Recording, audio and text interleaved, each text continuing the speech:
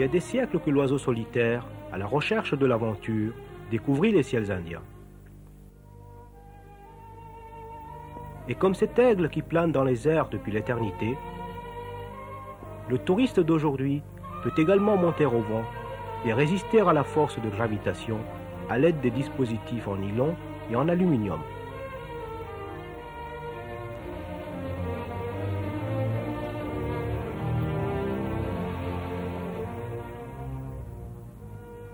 Plusieurs régions dans le pays lui offrent des zones parfaites de décollage.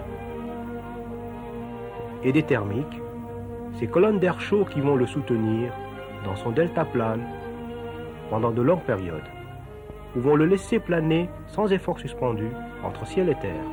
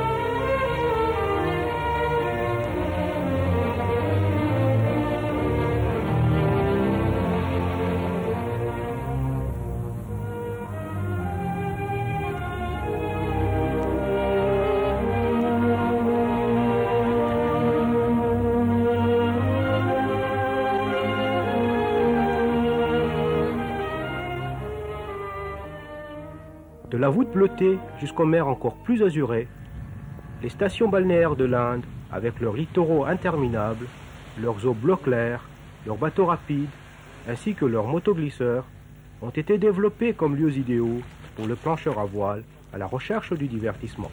L'enthousiaste peut naviguer, s'il le désire, sur les canots à voile, Enterprise et Laser.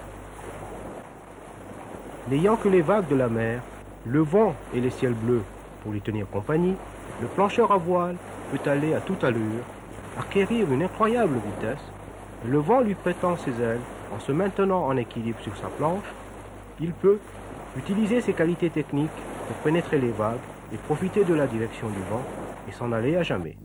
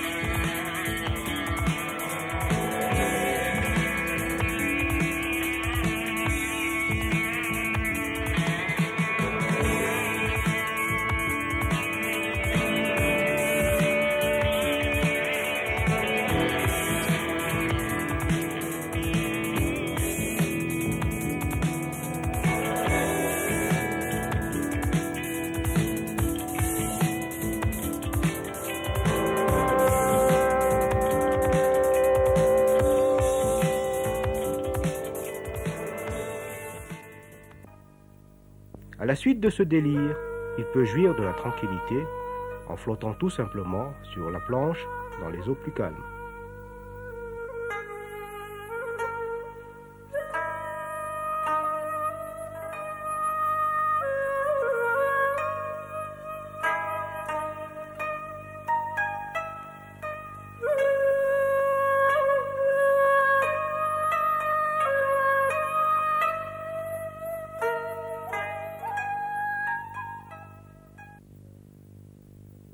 En hiver, les stations de montagne en Inde se transforment en un champ plein d'activités sportives. À Gulmarg, au Cachemire, aussi bien que dans d'autres centres en Uttar Pradesh et en Himachal Pradesh, le sport de loisir qu'est le ski attire des milliers d'enthousiastes.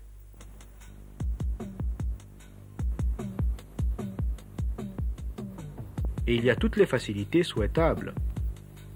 Les téléphériques, les télésièges.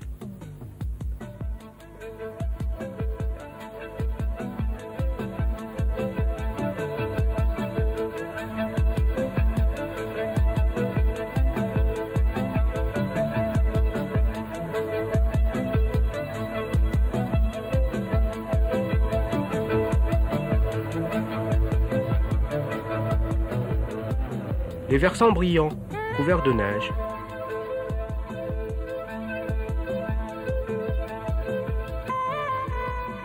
Le vent glacial fouettant le visage et l'extase des vacances passées en pleine neige, le ski demeure le sport complet pour tous ceux qui cherchent un peu d'aventure.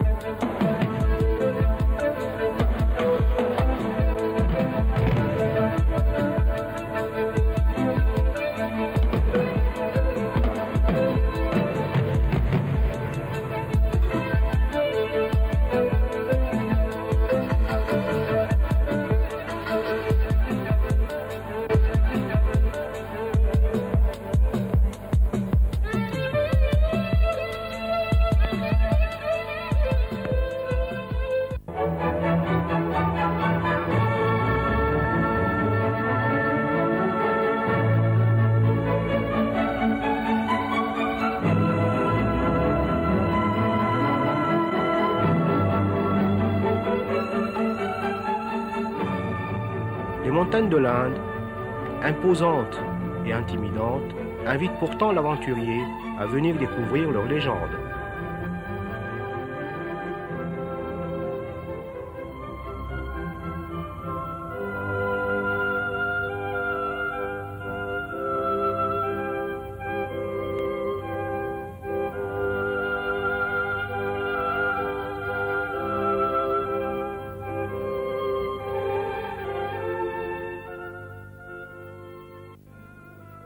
Gravir une face rocheuse de granit pur peut sembler facile, si cela est exécuté par un varapeur.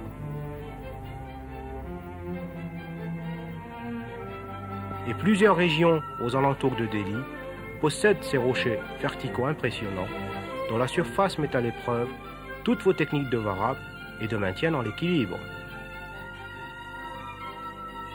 Et une fois la traversée exécutée, vous aurez la joie d'avoir fait l'ascension d'un sommet élevé.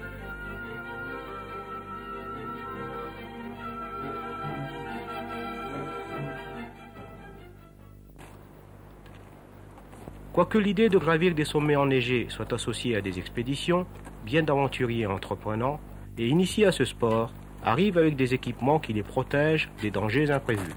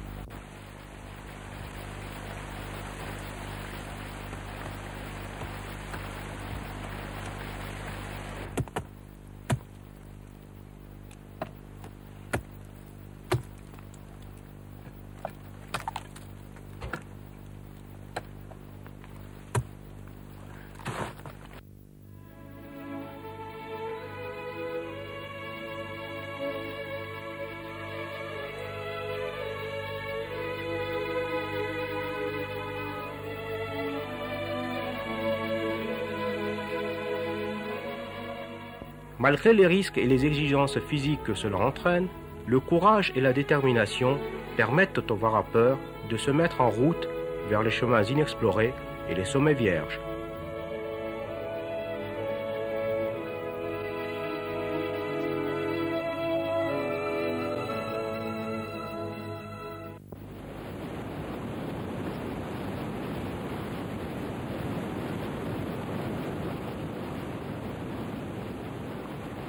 Les neiges fondantes des montagnes alimentent les fleuves de l'Inde. Le Gange est un tel fleuve, adoré et vénéré, gravé par la mythologie et les traditions dans la conscience même du peuple. Dans la partie haute du fleuve, où les eaux turbulentes tombent avec fracas sur les gros rochers et les pentes, le Gange, comme d'autres fleuves montagneux de l'Inde, vous offre l'étendue parfaite pour le plus palpitant et le plus vivifiant des sports aquatiques. La navigation au kayak, à travers les sections placides ou tumultueuses du fleuve, est une entreprise exigeante.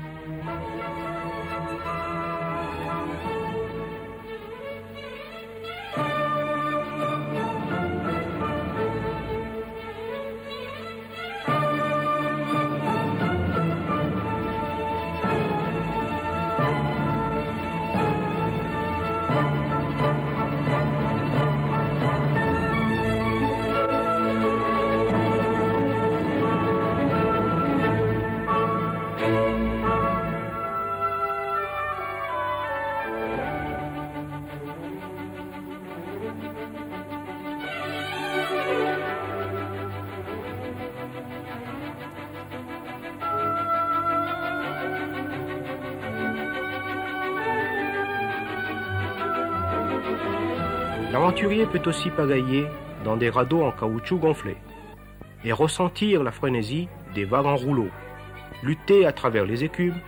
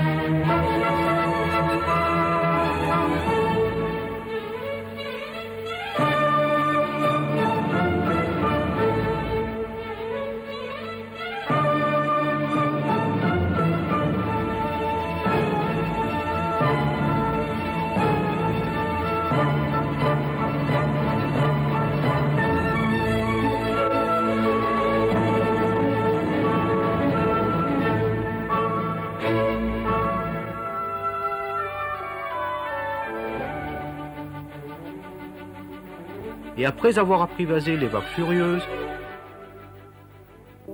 il peut jouir de la sérénité des étendues calmes.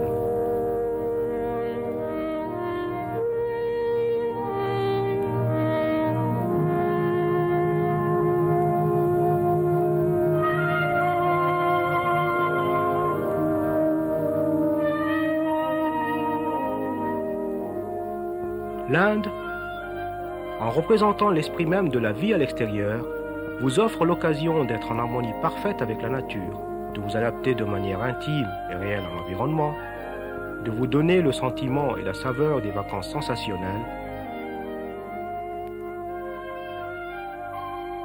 et elle vous invite à en faire votre prochaine destination, aventure.